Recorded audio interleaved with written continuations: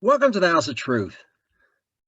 In today's episode, we're going to talk about something bigger than life and death, and that is what happens after death.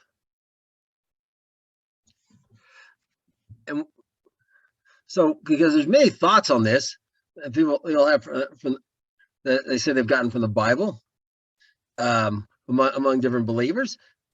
Some got this idea of soul sleep, and I've heard this even in congregations meet on the Sabbath, particularly some of those. So there's this idea of soul sleep where when you die, you're unconscious until you're resurrected. And then there's another one, like where I grew up. Like when I grew up, we were taught that people, they died and they were immediately in heaven or hell, and that was it. That was the end. And there's ones who just like, you're just gone. There's nothing left, and so on and so forth, and a whole gamut.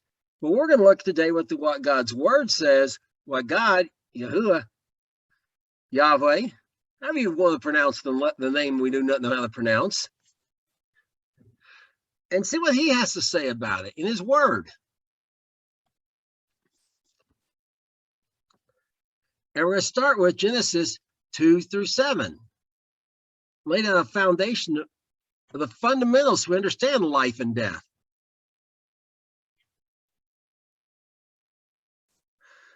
And God formed man out of the dust of the ground and breathed in his nostrils the breath of life, and man became a living soul. Now, so right here we see about the formation of man, and it's very different than all the animals. The animals were just made and came out alive, but man alone has this different process. Notice he forms man out of the dust, but he's not alive. He's just a dead body. Breathed, and the Hebrew word here, breathed, means breathed. The breath of life, same word. It's not spirit or anything like that. It's just breathed. And then what? Man became a living soul. So now we see that man is a living soul inside a body. And this Hebrew word is nefesh. And we'll see why that's important to distinguish between these a little bit. But yes, so there's a body and a soul.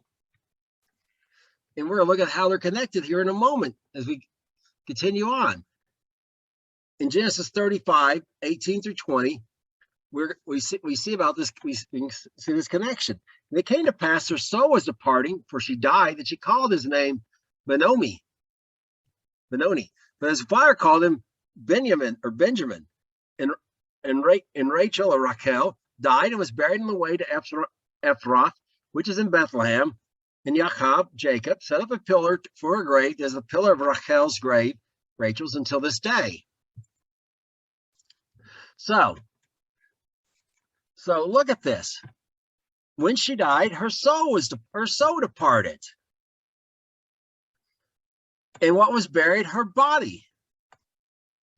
And he set up kind of a gravestone for her. This is the first mention of a gravestone. So these gravestones weren't some pagan ideal that was brought in. This is the first one. It just makes sense. You're not set on a grave, makes you unclean. You don't know where they're at.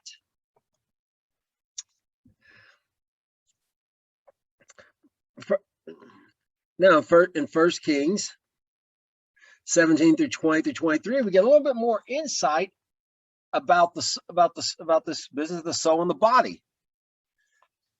And he cried unto the Lord and said, "Oh my God, oh Lord my God, have you brought upon the evil upon this woman who I have sojourned by slaying her son?" And he stretched himself upon this child 3 times and cried to the Lord and said, "Oh Lord my God, I pray you, let the child's soul come again into him."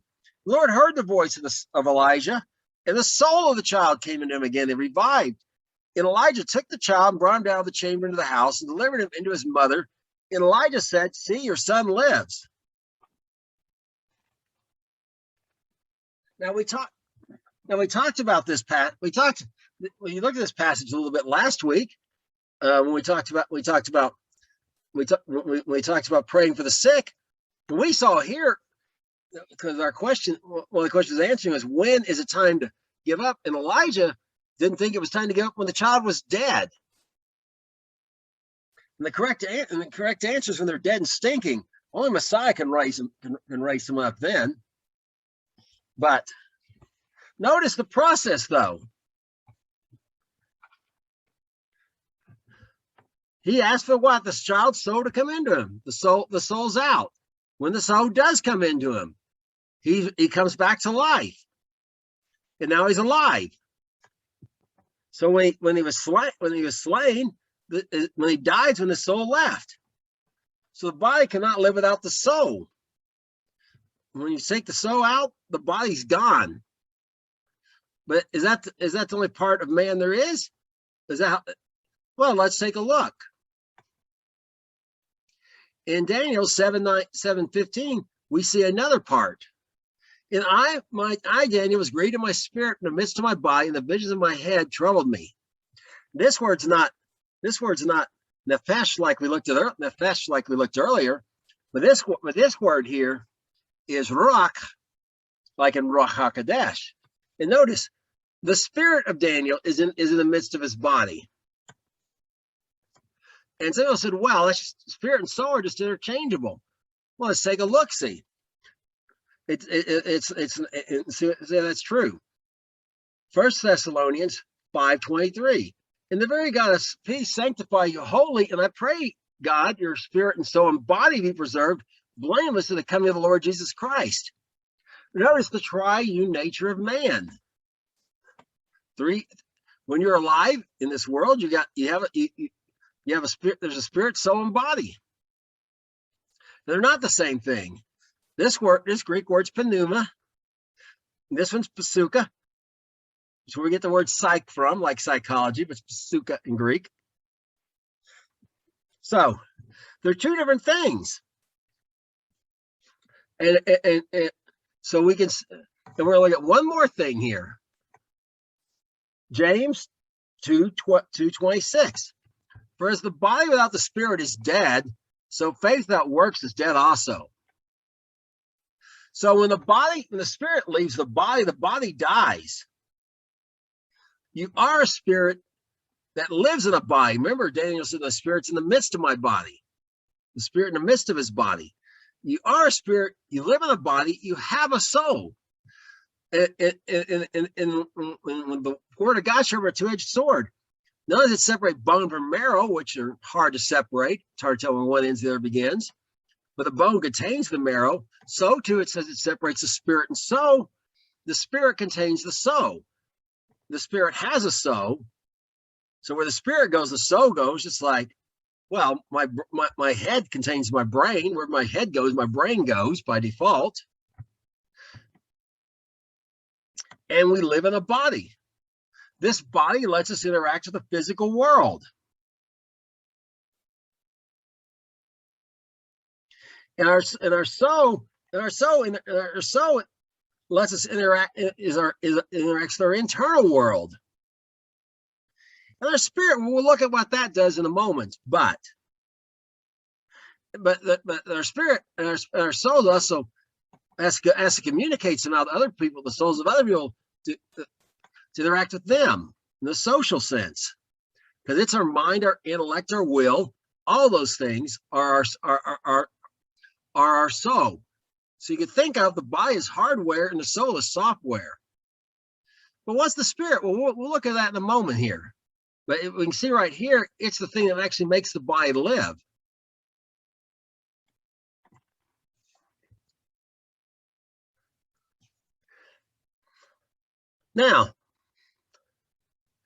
Now we're going to look at an area that's going to conclude.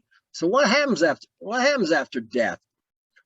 Well, let's take a look. We're first going to declare some confusion here in Hebrew words. And we're going to start here in Genesis 15, chapter 15, verses 12 through 15, to look at how one of them's used. And when the sun was going down, deep sleep fell upon Abraham, and lo, a horror of great darkness fell upon him. And he said unto Abram, know of surely that your seed shall be a stranger to land as not there, shall serve and afflict him for 400 years. And that nation also they shall serve, will I judge, and afterwards they shall come out of the great substance. And you shall go down to your father, you shall go to your fathers in peace. You shall be buried in a good old age. So notice this great horror of darkness, this horror of great darkness, I'm sorry. Well, that's kind of like death coming upon someone. And there's nothing left but you and God. And I want to bring, well, go on this a little further. Notice he's going to go to his fathers in peace. Where's his fathers? They're anywhere near where he's at. And we'll get into, so we'll go to that a little bit more. Notice you're going to be buried in a good old age. What's going to be buried? His body's going to be buried. And this Hebrew word is kivaru, and it's related to another word we're going to look at. Now let's go. Now we're going to look at Genesis 23, 4 through 6, or Bereshit if you prefer. I am a stranger and a sojourner with you. Give me possession of a burying place with you, that I may bury my dead out of my sight. And the children of Heth answered Abraham and said to him, Hear us, your Lord, you are a mighty prince among us. The choice of our sepulchres, bury your dead. None of us shall withhold from thee your sepulchre, that you may bury your dead. Okay, that word bury, remember, was chevaru. Now this word dead, this was burying place, in sepulchre, that word, quiver. Some people say kabar. Quiver is more accurate, but anyways. So this is where the bodies are buried. The words relate to burying place. So that's all good. We see the word grave. There's a body. We understand what it means. But now we're looking at a point where there's confusion. Where people totally get things wrong because of a translation issue in the King James and many translations. But King James here we're using. Oh Lord, my God, I cry unto you, and you have healed me. Oh Lord, you brought my soul up from the grave. You've kept me alive. I should not go down to the pit. Well, look, it's the soul. They said, well, look, the soul goes to the grave. Except that word, the grave is not quiver. Wait, quiver. It's not quiver. It is instead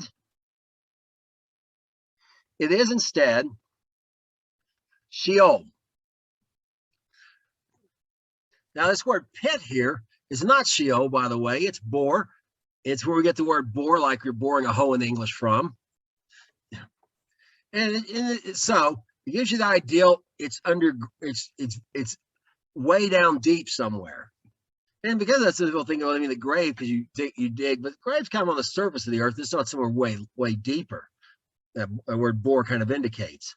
But notice here, from Sheol, in the Septuagint, the word for Sheol is Hades, which the Latin people have to put an H in front of. The English will pronounce it Hades, but there's no H sound in Greek.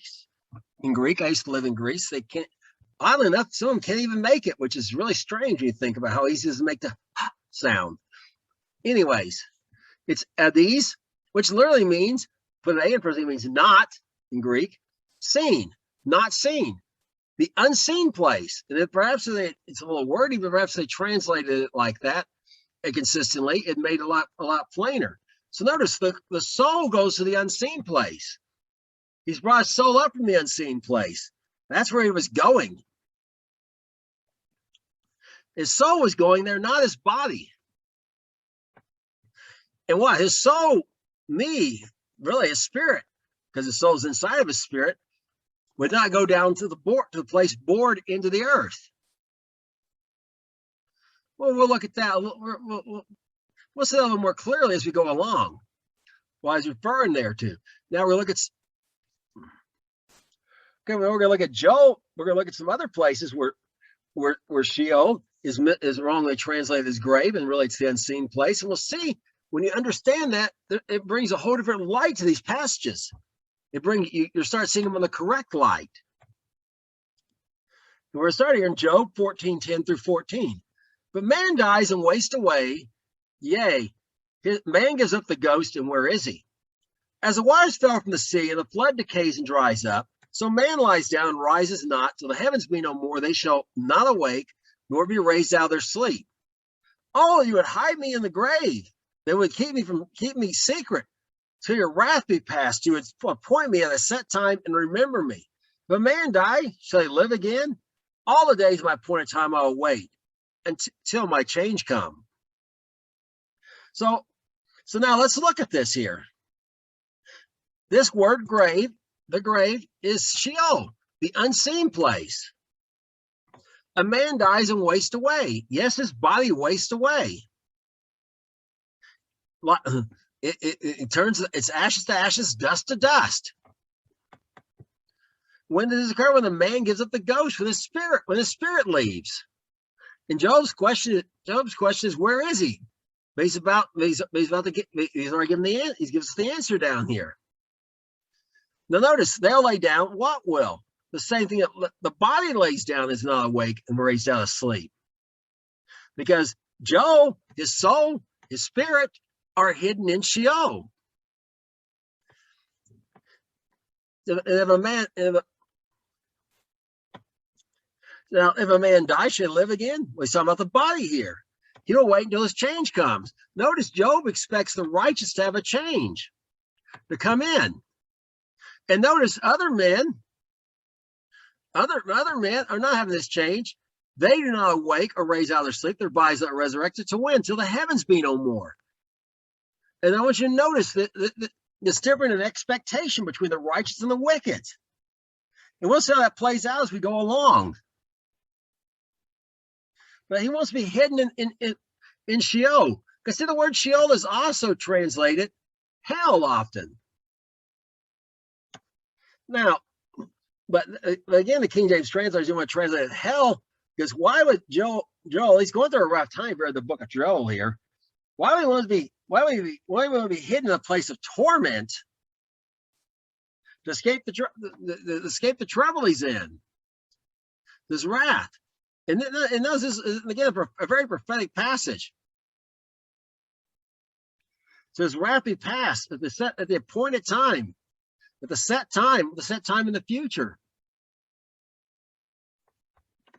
So to keep him, hide him in Sheol, the unseen place. In Psalms 49, 14 through 5, we see some more insight into this. Like sheep they are laid in the grave, death shall feed on them, the upright shall dominion over them in the morning, and their beauty shall be consumed in the grave from their dwelling. And God redeem my soul from the power of the grave, for he shall receive me, Selah. Okay, again, this word grave in all these instances is the word Sheol, the unseen place. And notice there's again a contrast between the death will feed on them, and you leave this in context. David here is complaining about the wicked prospering, etc., and then he comes to his senses. Them is the wicked. Death's going to feed on them, and we'll see how that plays out a little bit more. But they both died. So what's the difference here? The difference is, notice the upright will have to be up in the morning. In the morning is what? When you rise up. The righteous are going to rise up, are going to wake up. Their body's going to come out of the grave. Is going to come back to life before the wicked. And the wicked's beauty is going to be consumed in what? Sheol, from their dwelling. In their dwelling, he's running out. Now they had nice houses and everything. That's not going to do anything good in Sheol, the unseen place. And notice, he wants his soul redeemed from the power of Sheol. Wait, is he going? So is he also going to this place? No, he's going to a different. No, I mean this is why it's not translated hell. I mean, really, be a little better. It says, like sheep, they are laid in hell. Might give you the bare ideal. Their beauty is consumed in hell. But my soul is redeemed the power of the unseen place. But again, that might cause confusion also. And we'll clarify that and untangle that in a little bit. But notice that the unseen place is different for the wicked and the righteous. For the righteous, it's a place of refuge, a place of rest until their bodies are resurrected. For the wicked, well, not so much. Things are not going well for them there. And we'll again dig into why in a little bit later. Isaiah 38, 9 through 11. The writing of Hezekiah, king of Judah, when he had been sick and was recovered from his sickness. I said, in the cutting off my days, I shall yet go to the gates of the grave. I am deprived of the residue of my years. I said, I will not see the Lord, even the Lord in the land of living. I shall behold no man no more, with the inhabitants of the world. Okay. Again, this word is Sheol. So what's Hezekiah? Anyway, Hezekiah. What's he saying here? Well, he's saying, notice, a minute ago, we saw David's soul would be delivered. Again, notice the soul's the part associated with the grave, not the body. He would go to the gates of the unseen place. And what? He would not see the Lord in the where? In the land of the living. The land of where people's are where Adam became a living soul, where his soul is in a body. The inhabitants of the world. Behold, man no more than he's not going to be in this physical world. But he does say he's going to go to the gates, he's going to go to the gates, he's going to go and enter the entry place of the unseen place. So when you're looking through and you find this, and you find the word grave, then if it says the word soul, you can be sure it's not Chibar, the grave. It is indeed Sheol. But if you're not sure, get a concordance and look and see which it is. Then you can get the right understanding. Again, it's unfortunate. Not just the King James, nobody else just doesn't translate this as the unseen place. But the problem is there's not a single word in English like there is in Greek and Hebrew for this. And maybe they felt the unseen place a little obscure and a little wordy, but it's still been better and got the idea across better.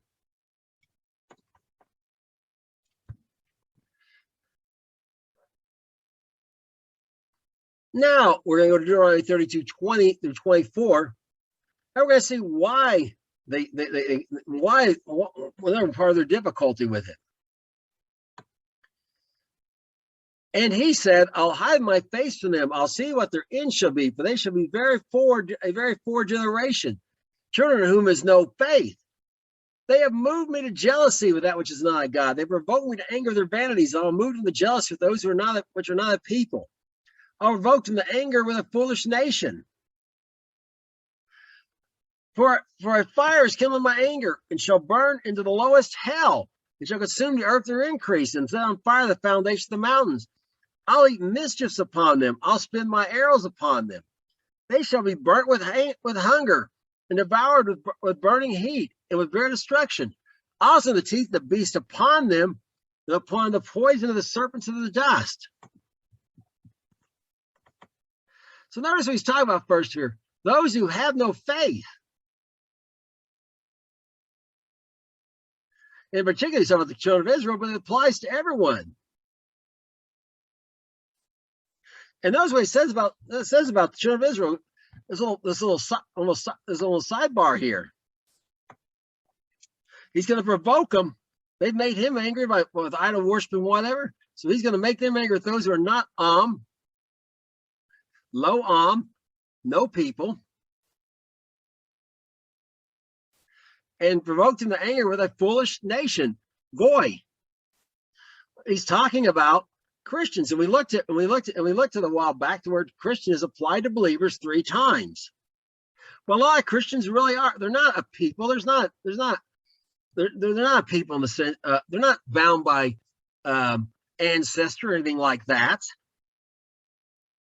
They don't even all live together. They're all scattered all over the world. It's not like they were gathered in one place once upon a time.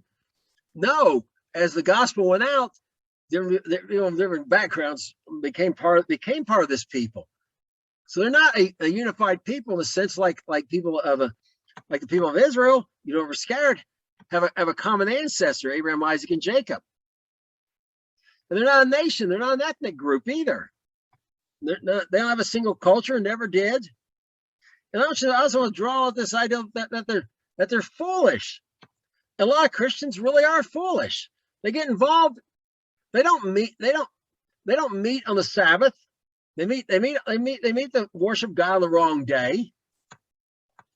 They get involved in things that really came from idolatry they shouldn't be involved in, like having Halloween parties or Halloween alternatives, which then they don't want to interfere with treating, so they really just become Halloween supplements at that point.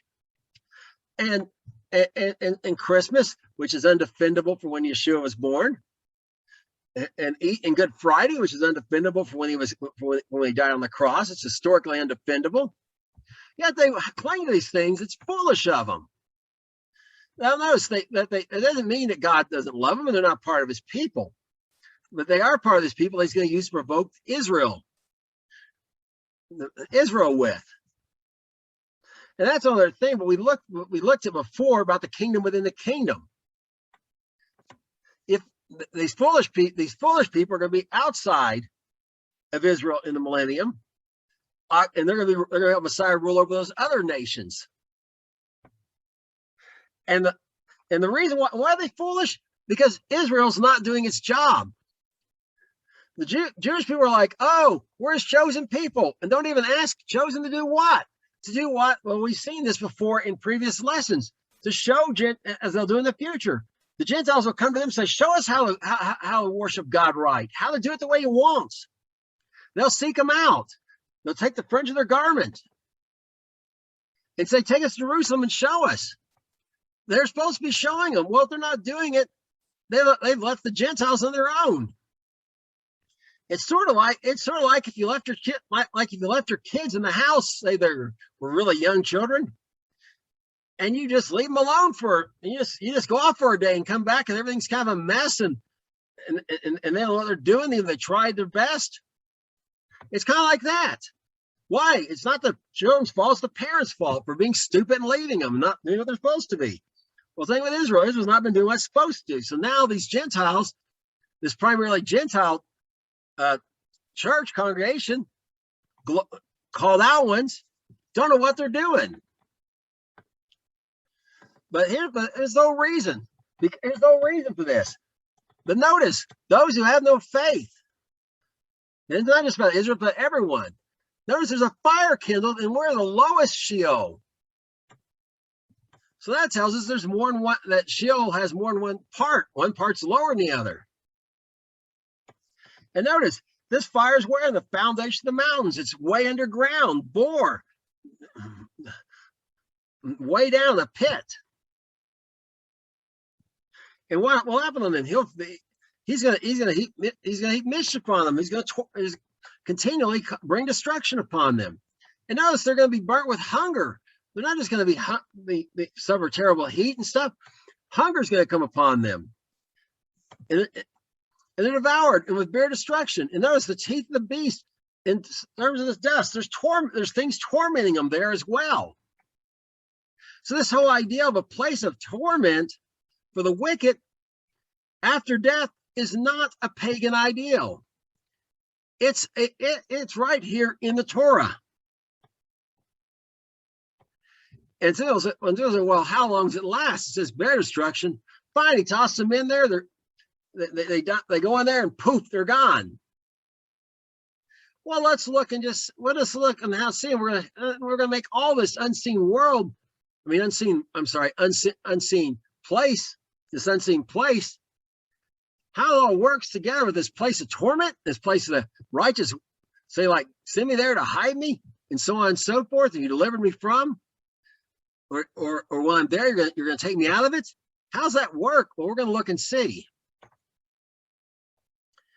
In Luke, the words of Yeshua, Jesus, Messiah, Mashiach, Yeshua if you prefer, Let's see what he says about here about this in Luke 22 through 26.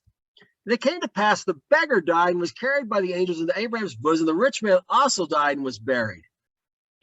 In hell he lifted up his eyes, being in torment, seeing Abraham afar off and Lazarus in his bosom.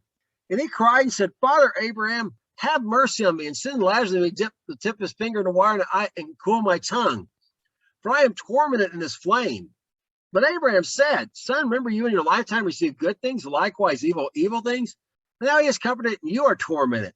Besides all this, between you and us is a great gulf fixed. So they which would pass from here to you cannot, neither can they pass to us that would come from there. Now, I want you to notice, the lowest hell, this man, the lowest part of Sheol, be a little more better ideal, looked up to Abraham, who's also in Sheol. Now, see the word hell here in English is used for this part of Sheol exclusively where there's torment. But they didn't have a word for the whole thing overall, so they didn't want to call it hell, because when you look at Job saying, hide me in hell, wouldn't make any sense. But notice, there's another part here, Abraham's bosom. Really took him to, maybe perhaps took him to Abraham. This ideal, this part of that's paradise.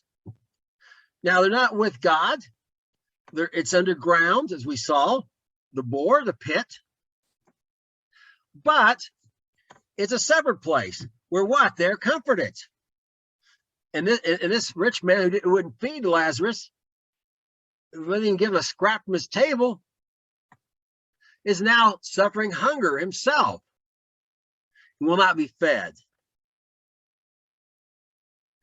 And there's a third part. So Sheol has three parts. It has the lower part and this upper part where they look up, they see the righteous lifted up above them, and there's a gulf between them. And that great gulf is literally abysso in Greek, the abyss, abysma, I guess, abysma in Greek, the abyss, which literally means bottomless pit. But the ideal is, and perhaps it goes all the way down to that pit goes all the way down to the center of the earth, because it's obviously deeper than the lowest hell between them. So Sheol has three parts. Now it makes sense. David, Job, except we're talking Hezekiah, we're talking about going to the part over here where Abraham and Lazarus are. The wicked that they refer to being in torment, hence of being in torment, says it that we saw in the writings of Moses, is in this other part. And what was it? Now we're going to address the other thing a little more deeply. Luke 16, 27 through 31. And when he said, I pray you therefore, that you would send into my father's house. For I have 5 brethren that he may testify unto them, lest they come to this place of torment. And Abraham said to him, they have Moses and the prophets, let them hear them.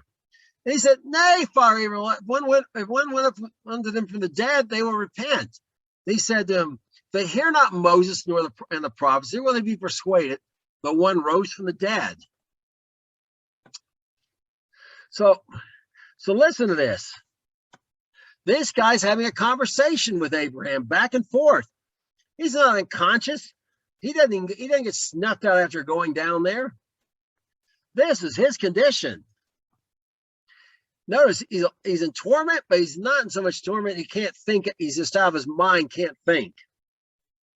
He is aware of this world we're in now, this earth. He's aware his brothers are there. He's aware that they're in danger of coming to this place. He understands why he's there and that they will get there too. But notice, the only way for people to avoid this is to believe the writings of Moses and the prophets. Because even though one raised from the dead, if they don't believe Moses and the prophets, they will not believe them. Yeshua rose from the dead. But if you believe Moses and the prophets, the Tanakh, the Torah and the Torah, the Ketuvim, and the Nevi'im, then you cannot help but conclude Yeshua is Messiah. But if you reject Messiah, you're rejecting Moses and the prophets as well. There is no disconnection between the two.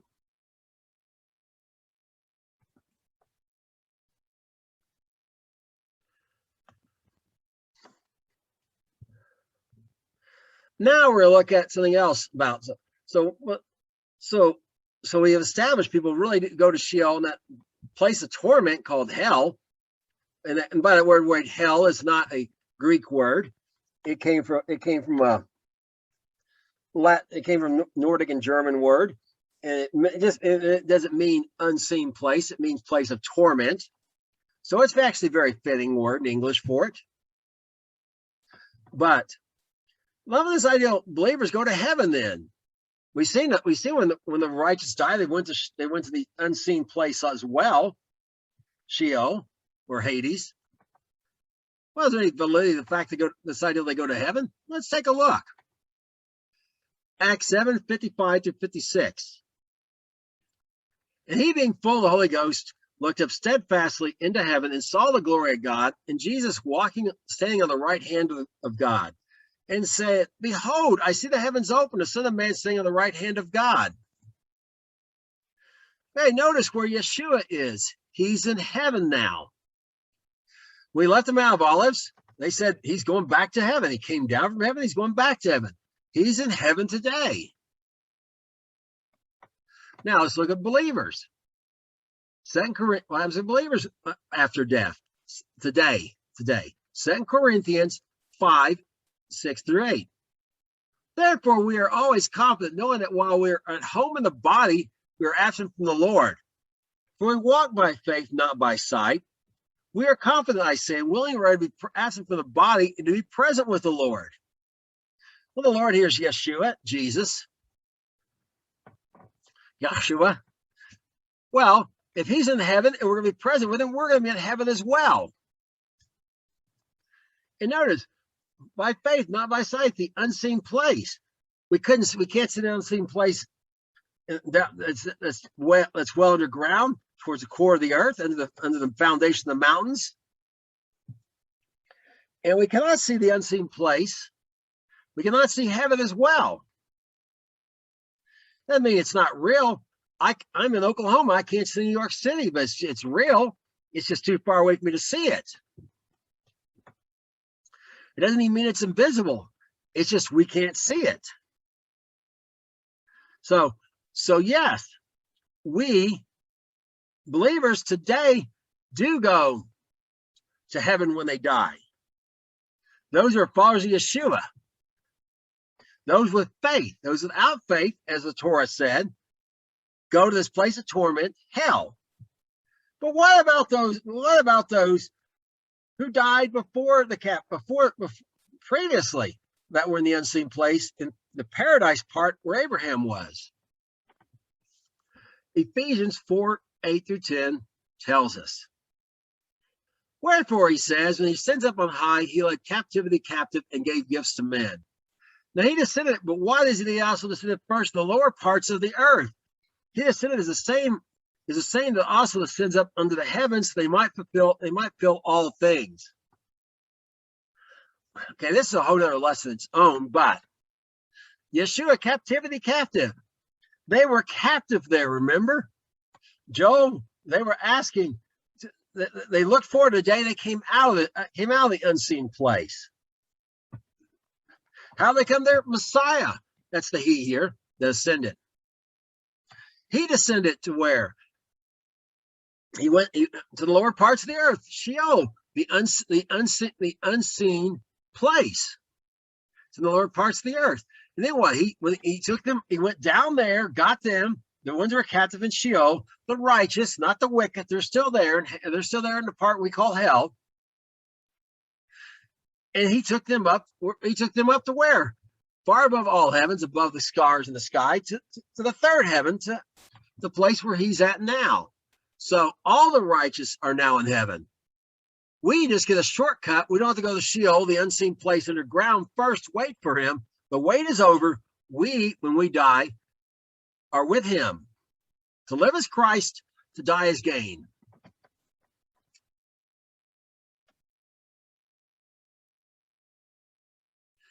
Okay, so is that it? Now, when I grew up, that was the end.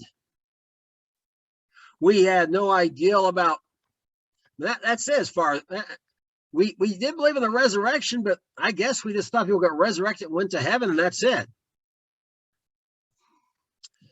But we didn't have any idea about resurrection. We've already seen some sort of hints, like back there in Job and stuff. In Job, it talks about like there being two resurrections, one for the wicked and one for the righteous, at different times. Well, now we're going to look and see if we are indeed understanding that correctly, and if that indeed happens. Because what about the body? Remember, it's asleep in the dust, and it wakes up.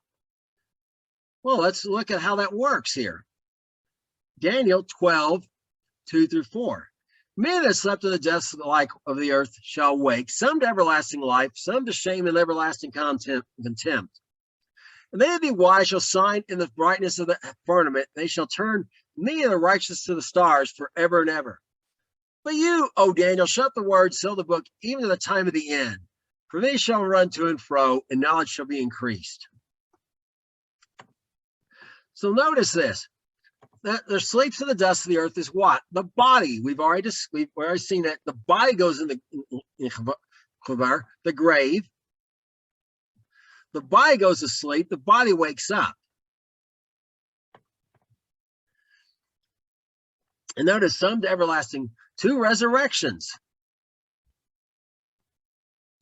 And notice the wise are going to have a better resurrection. Not they have everlasting life, but they're also the brightness of the front. They're going to shine like the stars, and they're like forever and ever. Now we see this echoed by Yeshua in John 5:25-29. He's going to expound upon some more, give some more details.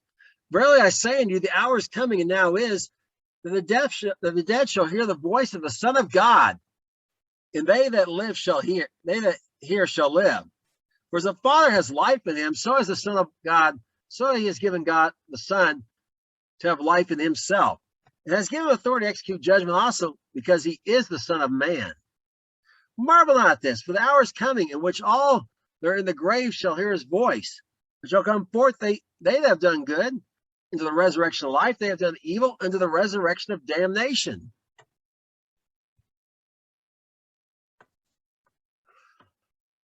So notice this.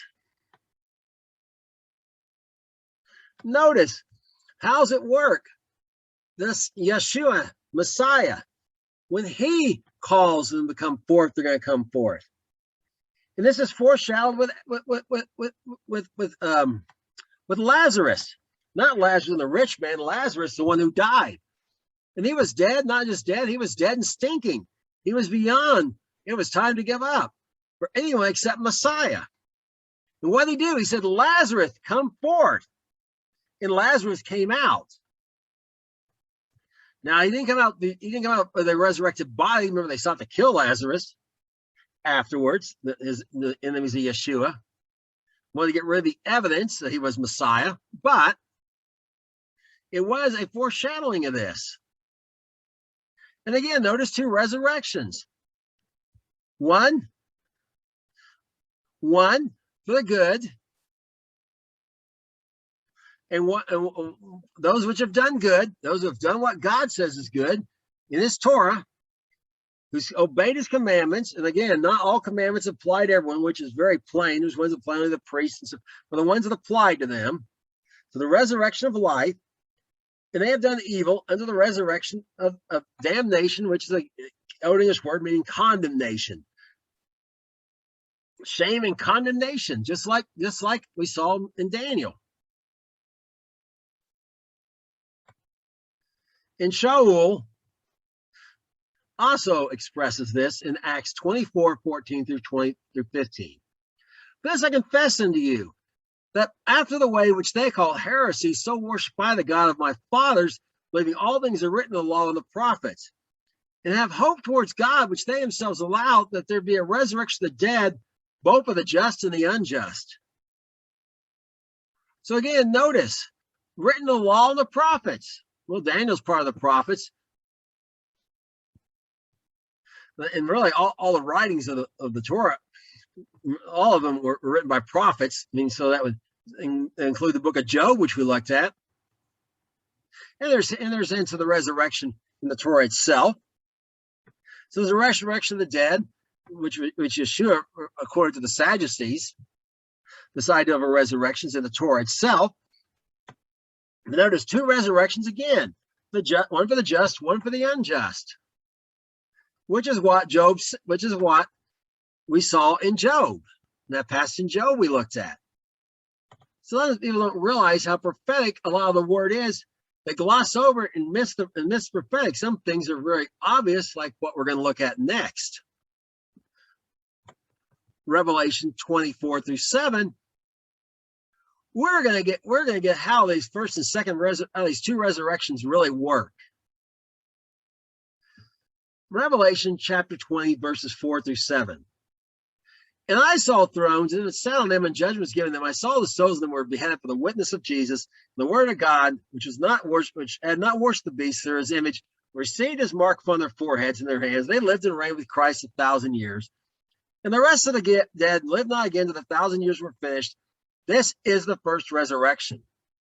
Blessed and holy is he that has part in the first resurrection. On such the second death has no power. They shall be the priests of God and of Christ, and shall reign with him 1,000 years. When 1,000 years are expired, Satan shall be loosed out of his prison. You know, people look at this and say, look, the first resurrection is just those tribulation saints. No. What do those who are in the first resurrection do? They reign and they're priests. And this is spoken of all believers. And furthermore, we'll see in this very passage why that cannot be the case. Because notice, even right here, the first resurrection is contrasted with what? A second death. And was Yeshua part of this? Was he not part of the first resurrection? Well, he's the firstborn from the dead. And it's another study, but I can definitely show that there are 7 phases to the first resurrection, this just being the last phase. Starts with Yeshua.